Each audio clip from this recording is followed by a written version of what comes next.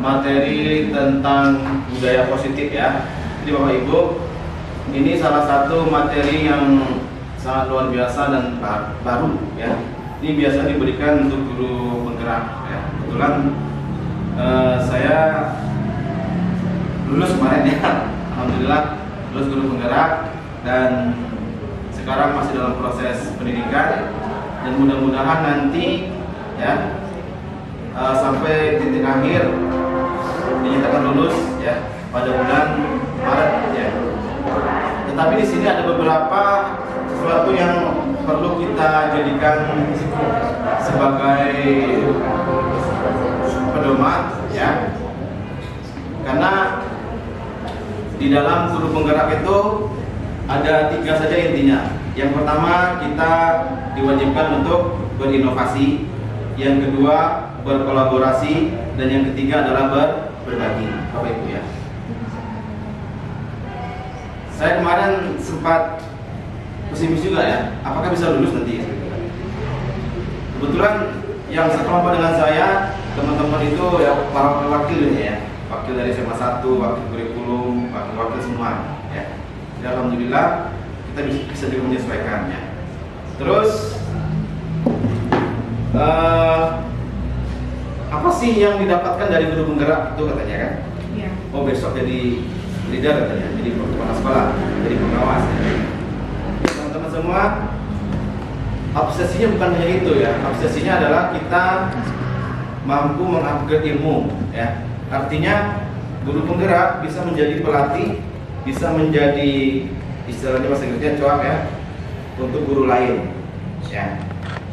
Dan alhamdulillah beberapa pelatihan itu dari kementerian syarat wajibnya guru penggerak ya, ada beberapa itu.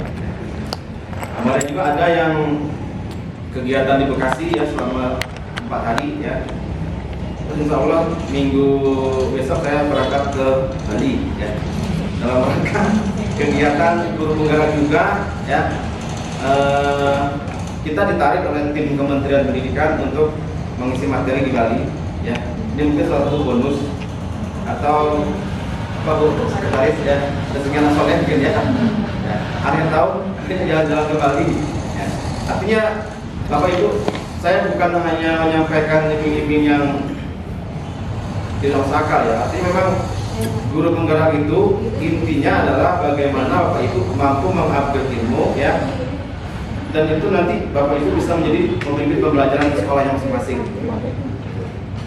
Karena sebelum kami berangkat tadi kita sudah ada diskusi dengan pimpinan ya. Pak Salim nanti sebelum orang ujian nanti Pak Salim ngasih materi kepada guru-guru semua bagaimana misalnya kegiatan PMM yang ada dalam itu ya, bagaimana masukkan videonya, bagaimana masukkan artikelnya, bagaimana masukkan jurnalnya seperti ya. Jadi seperti itu. Beberapa bulan kemarin juga kita diundang dari kementerian ya. Menulis jurnal ya di kementerian ya, ada 100 orang yang diundang ya. Jadi harapannya ke depan nanti kita akan membangun bagaimana teman-teman mampu juga menulis jurnal ya. Oke Bapak Ibu yang berbahagia, membangun budaya positif ya. Kira-kira apa yang terlintas ketika kita dihadapkan dengan kata-kata ini Bapak Ibu, membangun budaya yang positif? Ada yang bisa kasih komentar Bu? Bu Leni mungkin bisa kasih komentar Bu? Ketika kita dihadapkan dengan kata-kata membangun budaya positif ini, gimana kira-kira maksudnya Bu? Ini budaya untuk membangun budaya itu kan lebih ke bukan hanya sekedar kebiasaan ya, tapi sesuatu yang sudah memang jadi kebiasaan yang sudah ada kita gitu, tapi hal-hal positif. Ya, terus sekali Bu ya, tentang ini. Jadi coba kita masuk Bu ya.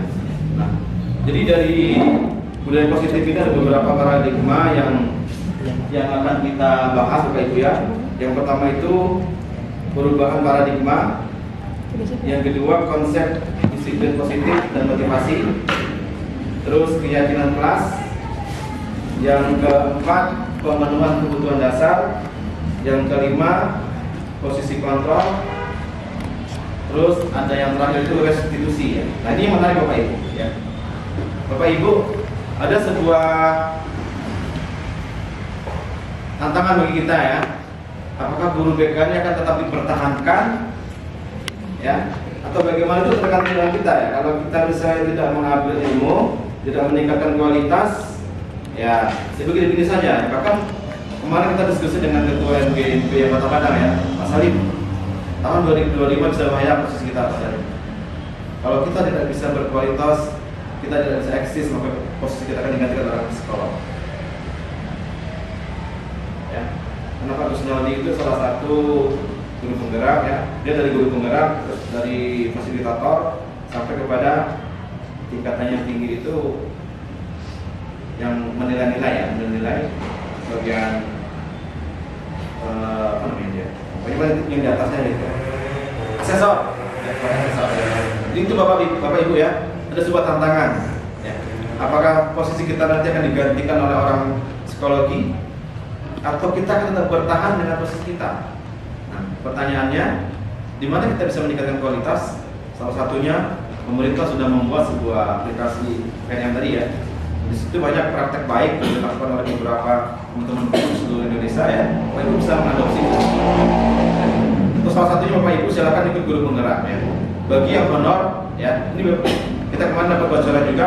Bagi yang honor, kalau dia lulus guru penggerak, dia memiliki 500 poin.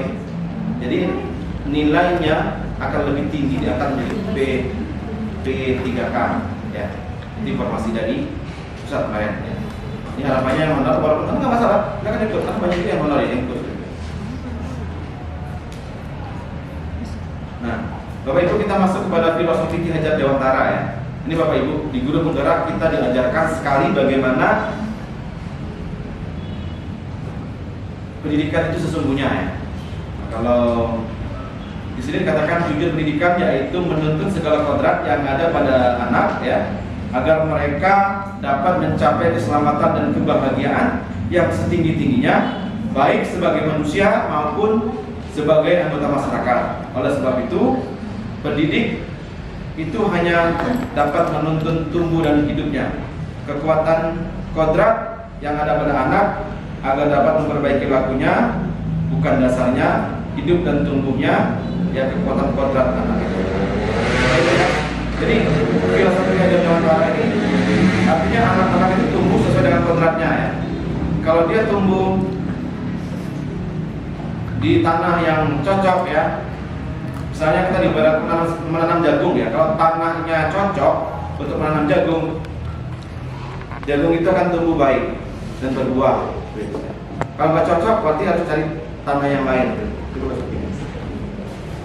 Nah terus dasar pemikiran KHD ya, dalam proses menuntun anak diberi kebebasan, namun pendidik sebagai pamong dalam memberi tuntunan dan arahan agar anak tidak kehilangan arah dan membahayakan dirinya.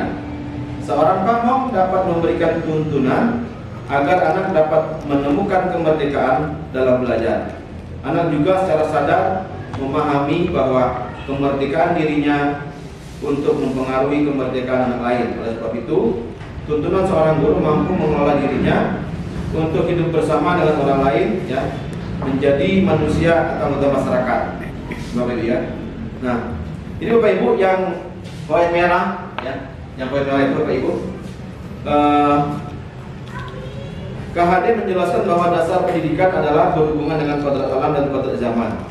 Kodrat alam berkaitan dengan sifat dan bentuk lingkungan di mana anak-anak berada, sedangkan kodrat zaman berkaitan dengan isi atau irama. Ini Bapak Ibu, ya.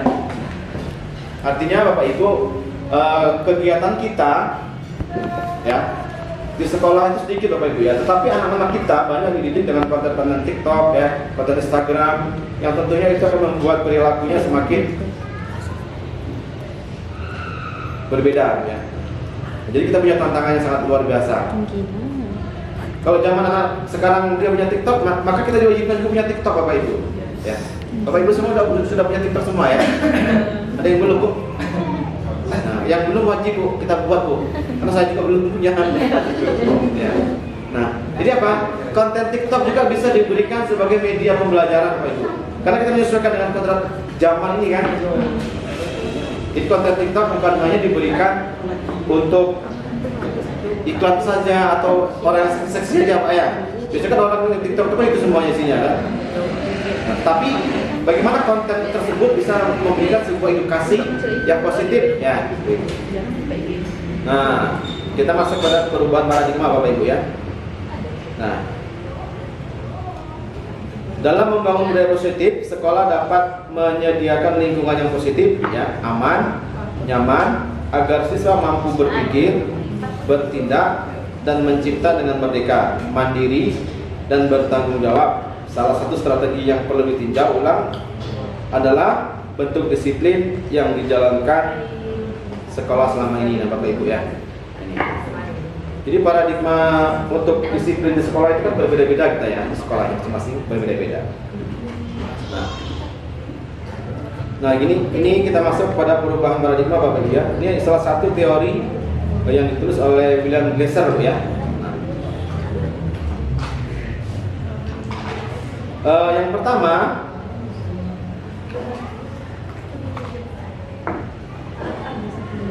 ilustrasi guru mengontrol ya, mengontrol murid ya. Pada dasarnya kita tidak dapat memaksa murid untuk berbuat sesuatu jikalau murid tersebut memilih untuk tidak melakukannya, walaupun tampaknya kita sedang mengontrol perilaku murid. Hal ini karena murid tersebut sedang mengizinkan dirinya dikontrol saat itu. Bentuk kontrol guru menjadi kebutuhan dasar yang dipilih murid tersebut. Teori kontrol menyatakan bahwa semua perilaku memiliki tujuan ya, bahkan terhadap perilaku yang tidak disukai. Ya. Terus ilustrasi selanjutnya, penguatan positif ya atau bujukan. Nah ini, segala usaha untuk mempengaruhi murid agar mengulangi suatu perilaku tertentu, agar suatu usaha untuk mengontrol murid tersebut dapat ya dalam jangka waktu tertentu, kemungkinan murid tersebut akan menyadari dan mencoba untuk menolak bujukan kita, atau bisa jadi murid tersebut tergantung pada pendapat guru Bapak Ibu ya. Kita bacakan saja Bapak Ibu. Nah, ilustrasi kritik dan membuat orang merasa bersalah yang dapat menguatkan karakter Bapak Ibu ya. Nah ini, menggunakan kritik dan rasa bersalah untuk mengontrol murid menuju pada identitas gagal. Mereka belajar untuk merasa buruk tentang diri mereka. Mereka mengembangkan dialog diri yang negatif. Kadang dikala sulit ya bagi guru untuk mengidentifikasi bahwa mereka melakukan perilaku ini ya, karena seringkali guru cukup menggunakan suara yang halus untuk menyampaikan pesan negatif. Nah, terus ilusi yang memaksa Bapak Ibu ya. Banyak orang dewasa percaya bahwa mereka memiliki tanggung jawab untuk membuat murid-murid ya apapun yang dibuat ataupun yang dilakukan ya, selama ada sebuah kemajuan berdasarkan sebuah pengukuran kinerja. Pada saat itu pula orang dewasa akan menyadari bahwa perilaku memaksa tidak akan efektif untuk jangka waktu panjang dan sebuah hubungan permusuhan akan terbentuk, Bapak Ibu ya. Jadi kita ada ilusi yang memiliki ketika membuat sebuah disiplin ya, ada yang membuat anaknya merasa bersalah ya, merasa bersalah ya. Terus ilusi bahwa orang dewasa memiliki hak untuk memaksa. Nah ini Bapak Ibu ya, ini teori dari William Glasser tadi ya, tentang dari stimulus respon ya, dari teori kontrol. Yang pertama ada realitas atau kebutuhan ya. Semua orang melihat hal yang sama ya. Terus kita mencoba membuat orang agar berpandangan sama dengan kita. Kita berusaha memahami pandangan orang lain tentang dunia ya. Terus perilaku buruk dilihat sebagai suatu kesalahan. Ini Bapak Ibu. Oke, kita lanjutkan. Nah ini Bapak Ibu, kita masuk kepada budaya positif ya. Nah, seperti yang sudah disampaikan tadi Bapak Ibu ya, bahwasanya budaya positif itu dimulai dari disiplin positif ya. Dan ini harus datang dari diri. Disiplin pertama kali dibangun dari dalam diri untuk memperoleh kemandirian belajar ya. Belajar tanpa disiplin sama saja dengan membuat pendidikan tidak bermakna. Sehingga tujuan akhir untuk kemantapan capaian kognitif ya, emosional dan psikomotorik sudah pasti dapat tercapai Bapak Ibu ya.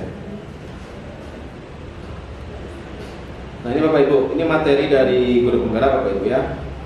Modulnya konsep disiplin dan motivasi ini Bapak Ibu ya. Nah, bagaimana konsep disiplin? Di sini ada Bapak Ibu ya. Bagaimana cara kita mengontrol diri ya. Dan bagaimana menguasai diri untuk memilih tindakan yang mengacu pada nilai-nilai yang kita hargai. Dengan kata lain, seorang guru memiliki disiplin ya diri ya, mereka bisa bertanggung jawab terhadap apa yang dilakukan karena mereka mendasarkan tindakan mereka pada nilai-nilai kebajikan yang universal.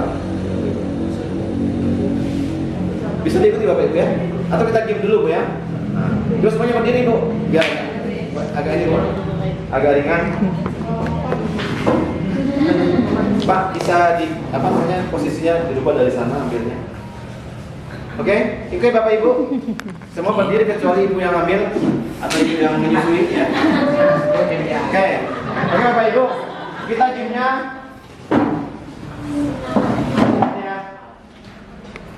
Gini Bu, 1 ditambah 1 sama dengan 2 ditambah 2 sama dengan 4. Apa tuh ya? Ibu? Oke, 4 ditambah 4 sama dengan 8. Nah, goyang Bu ya,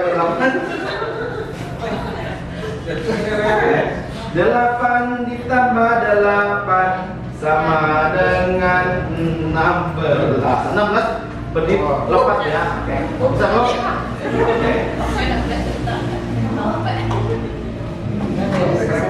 Oke. Coba 1 ditambah 1 sama dengan 2 ditambah 2 sama dengan 4 ditambah 4 sama dengan 8 ditambah 8 sama dengan 16. Oke, oke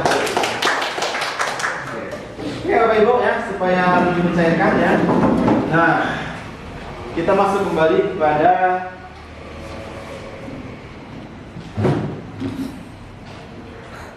konsep disiplin positif ya. Jadi Bapak Ibu ya, konsep disiplin positif itu bagaimana cara kita mengontrol diri dan bagaimana menguasai diri untuk tindakan yang mengacu pada nilai-nilai yang kita hargai. Dengan kata lain, seseorang yang memiliki disiplin ya diri berarti mereka bisa bertanggung jawab terhadap apa yang dilakukan ya, karena mereka mendasarkan tindakan ya pada yang universal. Itu udah dia. Terus bagaimana cara membuat murid disiplin Bapak Ibu? Siapa yang bisa mendisiplinkan murid? Ya. Apakah guru yang bisa mendisiplinkan murid, atau kepala sekolah, atau orang tua murid, atau murid itu sendiri, dan mengapa? Nah, oke Bapak Ibu, di depan ada ilustrasi Bapak Ibu.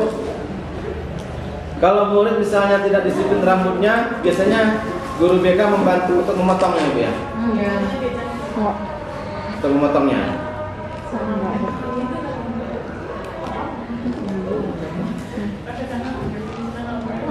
Terus makna disiplin Bapak Ibu ya. Di musola ada azan. Nanti musola azan kita kita beri bentar ya. Oke, makna disiplin ya. Mati aja dulu. Kita lanjutkan kembali Bapak Ibu ya. Pada kesempatan kali ini Makna saya disiplin ya, akan menyampaikan akan materi menunjukkan, tentang budaya positif ya. Jadi Bapak Ibu, makna ini salah disiplin satu itu materi yang sangat luar ya, biasa dan dengan tata tertib baru ya. ya. Ini biasanya Nah, diberikan kira-kira untuk tadi guru Bapak Ibu penggerak ya. Kebetulan saya sekolah mana lulus kemarin ya, alhamdulillah terus guru penggerak dan sekarang masih dalam proses pendidikan dan mudah-mudahan nanti ya laki-laki semua sampai dan titik bisa akhir dapat disiplinnya. dinyatakan lulus ya Apa itu, pada bulan senja kapan? Maret ya. Tetapi di sini ada beberapa sesuatu yang perlu kita jadikan sebagai pedoman ya. Karena Gas ya. di dalam guru penggerak itu ada 3 saja intinya. Yang pertama, kita diwajibkan untuk berinovasi. Yang kedua, berkolaborasi. Dan yang ketiga adalah berbagi, Bapak Ibu ya. Berarti luar biasa sekali ya di Saya kemarin STM sempat negeri ya. pesimis juga ya, Artinya apakah bisa lulus nanti? sudah ada PLN-nya. Kebetulan yang sekelompok dengan saya, teman-teman itu ya para wakil-wakilnya ya, wakil dari sama satu, wakil kurikulum, wakil semua ya. Alhamdulillah kita bisa juga menyesuaikannya. Terus ya. Mungkin saya bisa jadikan contoh ya. apa sih yang didapatkan dari guru penggerak Dengan disiplin Oh, besok jadi dan leader kepatuhan jadi terhadap kepala sekolah, disiplin jadi juga pengawas. sering dihubungkan dengan hukuman. Teman-teman semua, Padahal itu sungguh berbeda. obsesinya Karena bukan belajar itu ya, obsesinya adalah kita positif tidak harus dengan memberi mampu hukuman. mengupgrade Justru ilmu itu ya. adalah Artinya salah satu guru penggerak alternatif bisa menjadi pelatih, dan kalau perlu bisa tidak menjadi digunakan sama sekali. Nah, Bapak istilahnya Ibu ya. bahasa Inggrisnya coak ya. Jadi konsep kita Bapak Ibu Untuk guru tentang lain. makna disiplin ya. Dan alhamdulillah Selama ini mungkin beberapa ketika dulu pelatihan lambat diberikan itu dari kementerian hukuman. salah satu wajib Semuanya itu ngapain? guru penggerak ya, ada beberapa itu. Nah, Bu. Kemarin juga ada yang kegiatan di Bekasi ya selama 4 hari ya. Karena dengan konsep kurikulum Insya Allah merdeka ini juga minggu besok saya berangkat ke terus Bali ya dalam makna rangka disiplin kegiatan ya. guru penggerak juga ya. Dimaknai menjadi Kita ditarik sesuatu oleh yang tim dilakukan Kementerian Pendidikan orang kepada untuk orang lain mengisi materi di Bali ya. Ini mungkin salah satu Kita bonus cenderung menghubungkan atau kata disiplin dengan ketidaknyamanan. sekretaris ya, rezekian soleh mungkin ya.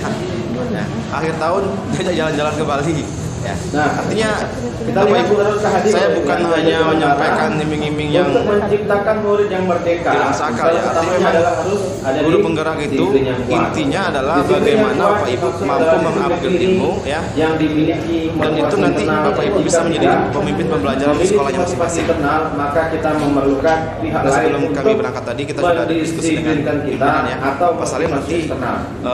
Ini Bapak Ibu ya. sebelum orang ujian nanti Pak Salim ngasih materi Bisa nggak kepada memahaminya? semua bagaimana misalnya kegiatan PMM yang ada dengan itu ya, bagaimana masukkan videonya, bagaimana masukkan artikelnya, bagaimana masukkan jurnalnya seperti itu.